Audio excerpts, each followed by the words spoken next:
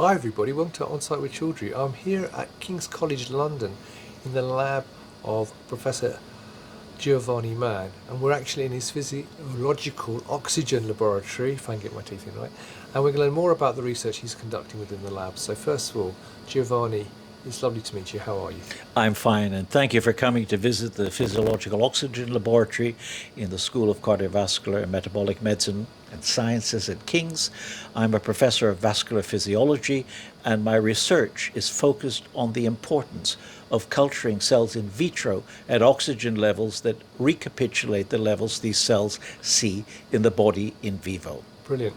So why is that important in the first place to measure those levels? It's critically important because the majority of studies using live cell models to screen drugs, for example, for translational research, are conducted with cell models that are cultured in standard cell culture incubators gassed with room air. That's approximately 21% oxygen and 5% CO2. The intracellular content of oxygen in cells under those conditions approximates, from our measurements, around 18%. There isn't a living physiological cell that has ever seen 80% oxygen levels, which has immense consequences on redox and cell signaling in vivo. Right, and tell me more about your lab. What makes it different then to others in the research you do? The lab is equipped with highly sensitive oxygen-regulated workstations, the Baker dual workstation and in vivo 500, as well as a BMG LabTech Clariostar plate reader, which has an oxygen control and CO2 control. Right. And what are some of the key findings that you're doing within this research that you can share with viewers? Perhaps the most important message to get across to interested researchers is that simply putting cells under a lower oxygen level for an hour, a day, 2 days, does not produce the phenotype that the cell would see in vivo. We've established we need 4 to 5 days to really exclude the possibility, as I show you in this little graph here, that if you lower oxygen rapidly, you increase, as my finger is showing, HIF-1 alpha, hypoxia-inducible factor, RNA, and its targets.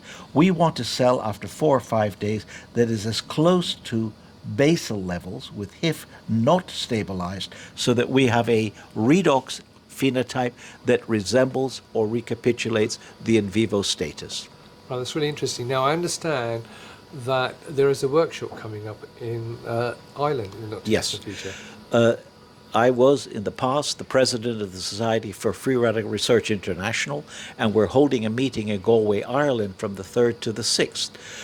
A highlight of that meeting is that we will be having a lunchtime workshop where Professor Michael Murphy from the mitochondrial unit in Cambridge will be speaking about the importance of oxygen in looking at ischemia-reperfusion injury, both in vitro and in vivo. And we will be having a roundtable discussion highlighting the critical importance of exposing cell models in vitro to oxygen levels that they see in vivo. Brilliant. Okay, well, viewers, if you'd like to learn more about the event, I'll put details about that above this post, as well as a link to Professor Giovanni Mann's own website, where you can learn more about the research he's currently carrying out. So, Giovanni, thank you very much for the time. Thank you for coming to visit. I hope you have lots of success with your research and have a great workshop. So, viewers, thank you for watching. Until next time, as always, stay well and stay safe. Bye-bye.